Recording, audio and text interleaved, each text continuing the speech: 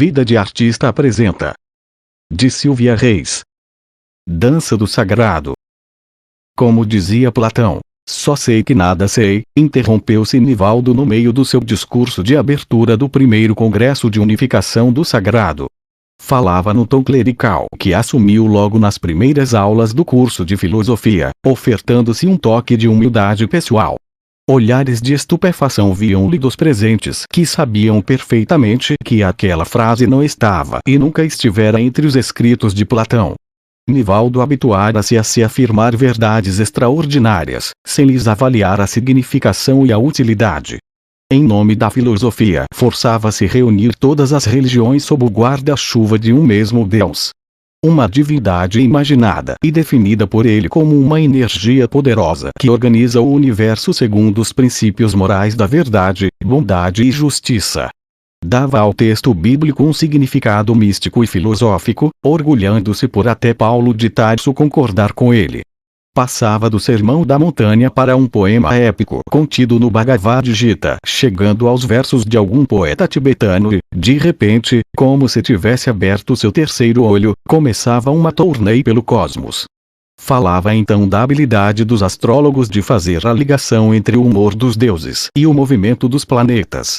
Voltava ao mundo espiritual com o Livro dos Mortos e outras interpretações do além contidas no Livro dos Espíritos, reunindo modelos arquetípicos num sincretismo tão saboroso quanto uma salada mista. A demonstração de sua sabedoria sempre terminava com Krishna, o Deus personificado do hinduísmo, uma espécie de modelo original de Messias, representante das manifestações do Deus Supremo no mundo que era, no final das contas, o bom e velho Deus com D maiúsculo. Nivaldo finalizou seu discurso desejando que todos os presentes concorressem para um consenso sobre o sagrado.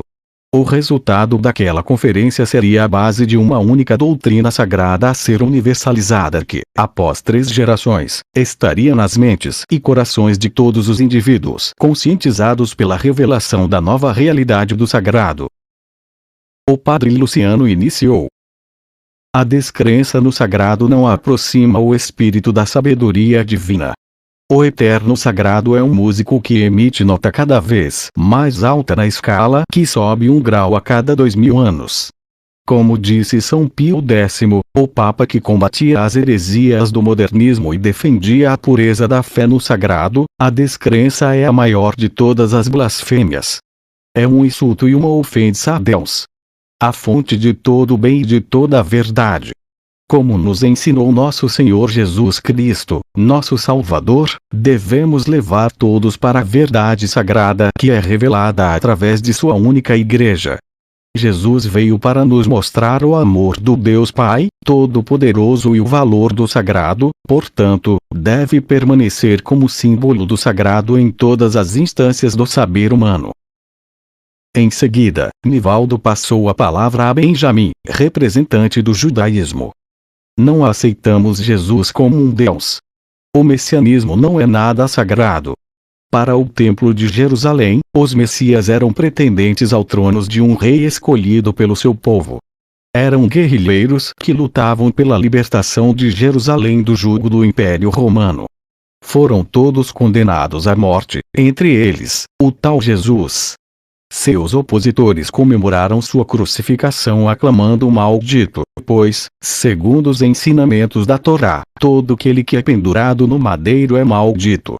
E foi a partir daí que começou o processo de sacralização do mito do Messias Salvador. Diante da humilhação sofrida, os seguidores de Jesus começaram a responder aos opositores que o servo do Senhor foi tornado maldito porque livrava seu povo da condenação de ter de oferecer a Deus um animal em troca de sua própria vida. Oferecendo um animal em sacrifício no lugar de suas vidas, o povo acreditava adiar sua morte. Então alegaram que o Jesus crucificado representava um cordeiro dado em sacrifício por todos os pecadores para que Deus lhes perdoasse. Assim nasceu a alegoria do Cordeiro de Deus. A cruz torna-se então um altar e não é mais instrumento de tortura, mas de salvação. Jesus não era mais um guerrilheiro, mas é o Cordeiro de Deus que foi sacrificado por todo o seu povo.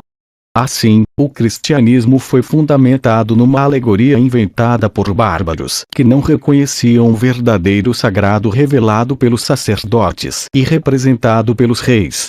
O eterno sagrado sempre foi e sempre será o Deus Criador do universo. Depois de um breve silêncio, Kabir, o representante do hinduísmo, começou seu pronunciamento. Um Deus único que perpetua o mal na humanidade, bem como um Deus único que se divide em três, bem como um Deus único que dissolve sua identidade em 99 nomes, não pode ser aceito como unidade do sagrado.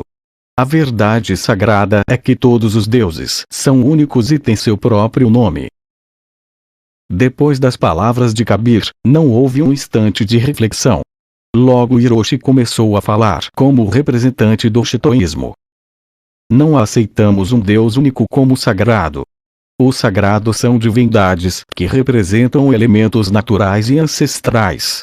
E é através da adoração dessas divindades, a quem chamamos kamis, que buscamos a pureza espiritual que nos leva ao conhecimento da verdade sagrada. Depois de instantes de sussurros entre um presente e outro, Salem, o representante do islamismo, tomou a palavra. Não podemos considerar sagrado aquilo que parte de credos diversos e irreconciliáveis.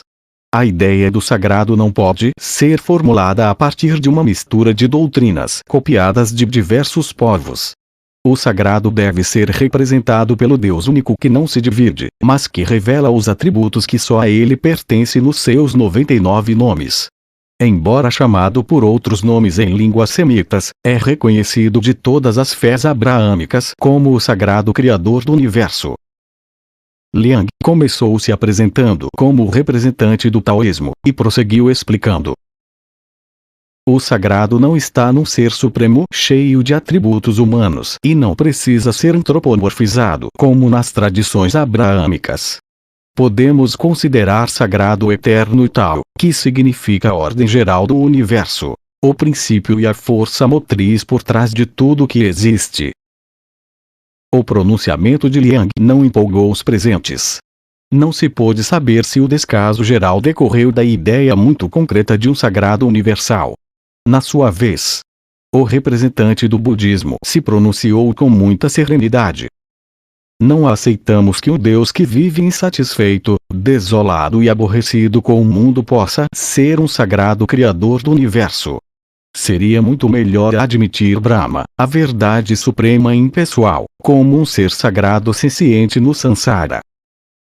Para encerrar o congresso, Nivaldo, sem muito entusiasmo, pediu a conclusão ao relator, que iniciou se desculpando pelo minimalismo do resumo. Nesta quadrilha de ritmos diferentes, podemos concordar com tudo que as suas religiões apontam como mentira, mas não é possível concordar com nada do que elas afirmam como verdade. Fim.